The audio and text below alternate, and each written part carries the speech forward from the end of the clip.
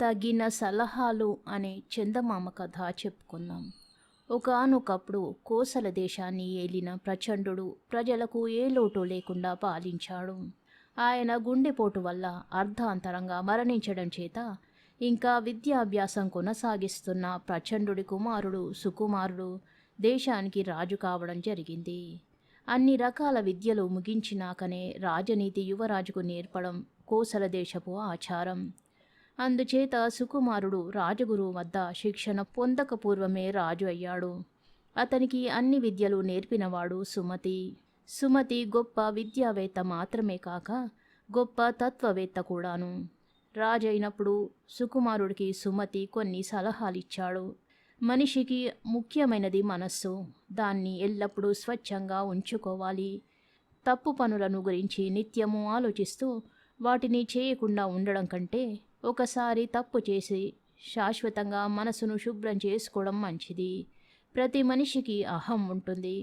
అందువల్ల తానే గొప్పవాడిని అనుకుంటాడు. ఎదుటివాడి గొప్పతనాన్ని గుర్తించిన నాడే నిజంగా గొప్పవాడు. అటువంటి వాళ్ళనే రాజు చేరదీయాలి.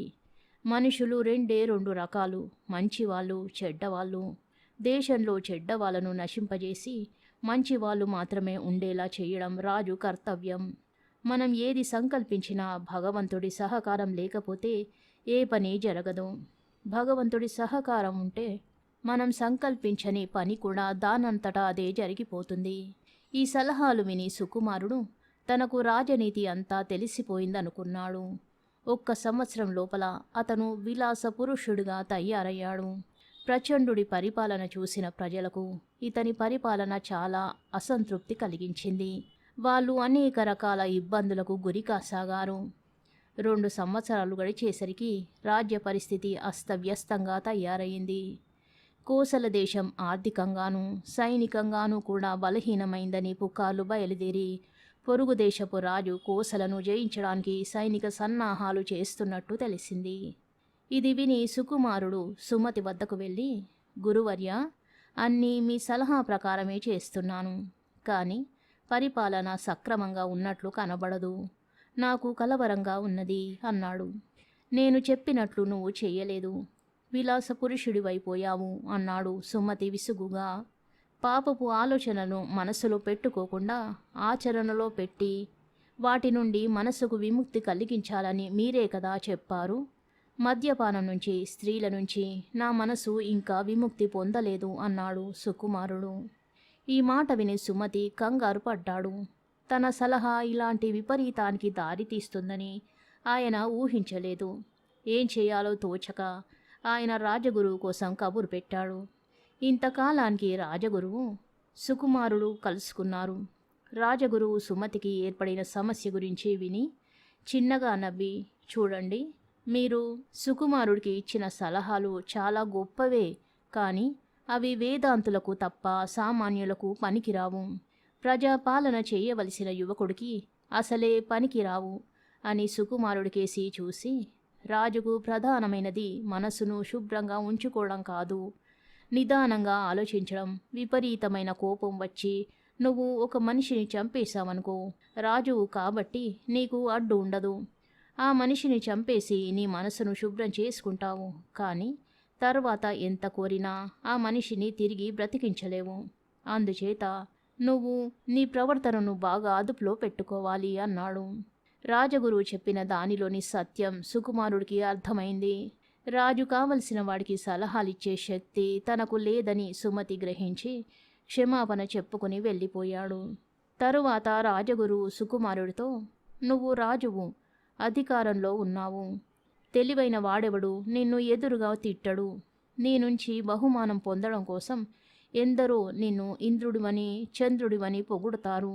వాళ్ళంతా నీ గొప్పతనం గ్రహించిన వాళ్ళు అనుకుని చేరదీయడం తెలివి తక్కువ. వాళ్ళందరూ రాజభక్తి గల వాళ్ళు కారు. అసలైన రాజభక్తుణ్ణి నీకు చూపిస్తాను.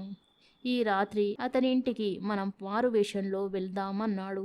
ఆ రాత్రి వాళ్ళిద్దరూ మారువేషాలలో ఒక పేద బ్రాహ్మణుడి ఇంటికి వెళ్ళారు.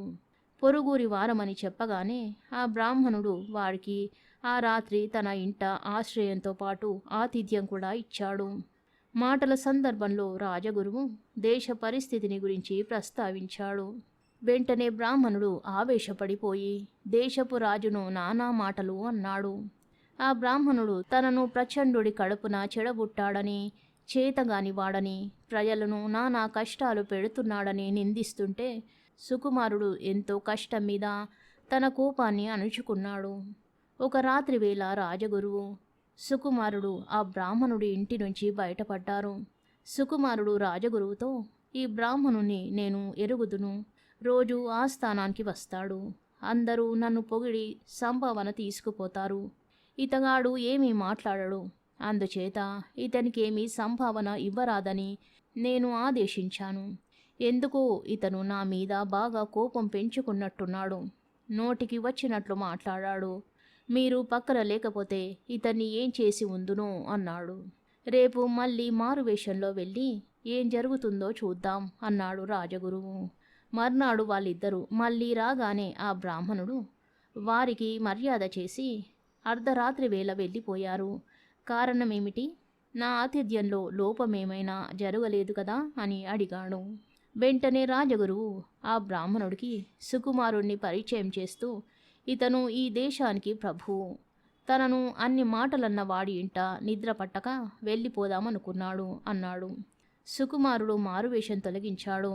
బ్రాహ్మణుడు కంగారుగా లేచి నిలబడి, తమరు ప్రభువులని తెలియక నిన్న అన్ని మాటలన్నాను. నన్ను మన్నించాలి. పేద బ్రాహ్మణుణ్ణి, మర్యాదలన్నా సరిగ్గా చేయలేకపోయాను అన్నాడు.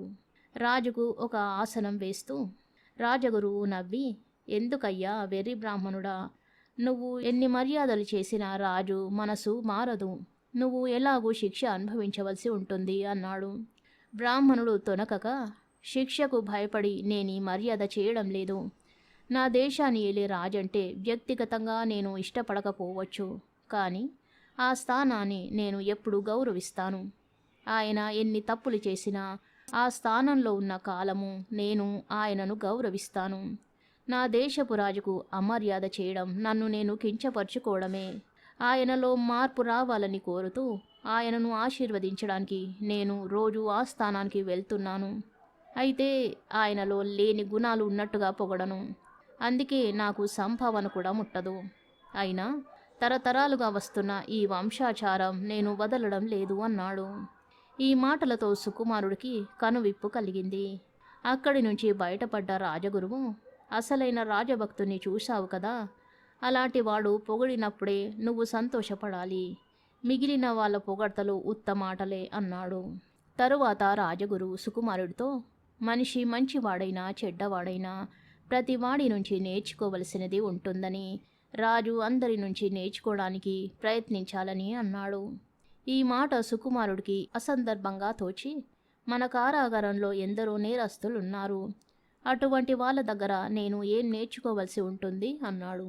మర్నాడు రాజగురు అతన్ని కారాగారానికి తీసుకుపోయాడు. అక్కడ ఉన్న నేరస్తులలో ఒకడు గుర్రాల దొంగ. అతి లాఘవంగా ఏ గుర్రాన్నైనా లొంగ తీసుకుని క్షణాల మీద మాయమైపోతాడు. ఇతడి వద్ద గుర్రాల దొంగతనం నేర్చుకోవలసి ఉంటుందా అని సుకుమారుడు వెటకారంగా అడిగాడు. కాదు, కానీ ఎంత కొత్త గుర్రాన్ని అయినా ఎలా లొంగ తీసుకోవాలో నేర్చుకోవాలి. క్షణాల మీద మాయం కాగల గుర్రపు స్వారీ నైపుణ్యం నేర్చుకోవాలి అన్నాడు రాజగురు గంభీరంగా. అలాగే ఎన్నోసార్లు రాజుగారి కోశాగారంలో జొరబడి డబ్బు కాజేసిన దొంగ దగ్గర పటిష్టమైన కాపలా ఉన్న భవనాలలో ప్రవేశించే విద్య నేర్చుకోవాలని రాజగురువు అన్నాడు. అలాగే ఆయన ప్రతి నేరస్తుడి నుంచి నేర్చుకోవలసినది ఏదో ఒకటి ఉన్నదని చెబుతూ వచ్చాడు. ఆఖరుకు ఒక నేరస్తుని చూపుతూ, కారాగారాధికారి ఇతన్ని అసహించుకొని వాళ్ళు లేరు. తనకు మేలు చేసిన వారికి కూడా కీడు చేస్తాడు. కృతజ్ఞత అనేది ఏ కోశానా లేదు. ఏ క్షణాన ఏది తోస్తే అది చేసేస్తాడు. ఇతని మూలాన ఎందరో స్త్రీలు, ఎందరో మనుషులు ప్రాణాలు కోల్పోయారు అన్నాడు. ఇలాంటి వాడి దగ్గర నేర్చుకోవలసినది ఏముంటుంది అని సుకుమారుడు అడిగాడు. మనిషి ఎలా ప్రవర్తించకూడదో ఇతడి నుంచి నేర్చుకోవాలి అన్నాడు రాజగురువు. వెంటనే సుకుమారుడు చేతులు జోడించి, మీరు చెప్పినవన్నీ అక్షరాల నిజం అన్నాడు. ఇంకా అయిపోలేదు. ఈ నేరస్తులందరికీ ఈ కాపలా ఎందుకు అని రాజగురువు అడిగాడు. వీళ్ళు తప్పించుకపోతే ప్రజలకు అపాయం కదా, అందుకని అన్నాడు సుకుమారుడు. మనం ఏం చేద్దామన్నా భగవంతుడి సహకారం అవసరం కదా, మంచి పనికి భగవంతుడి సహకారం ఉంటుంది కదా. నేరస్తులను కాపలా కాసే భారం భగవంతుడి మీద వెయ్యక మనుషుల మీద ఎందుకుంచావు అని రాజగురువు అడిగాడు. ఇది కఠినమైన ప్రశ్నగా తోచి సుకుమారుడు జవాబు చెప్పలేదు. అంటే మన ప్రయత్నం లేకుండా భగవంతుడి సహకారం లభించదన్నమాట, అంతేనా అని రాజగురువు అడిగాడు. తరువాత సుకుమారుడు రాజగురువు వద్ద ఎన్నో విషయాలు తెలుసుకొని రాజనీతి అలవర్చుకొని తండ్రిని మించిన కొడుకు అనిపించుకునేలాగా రాజ్యం ఏలాడు. కథ సమాప్తం. శుభం.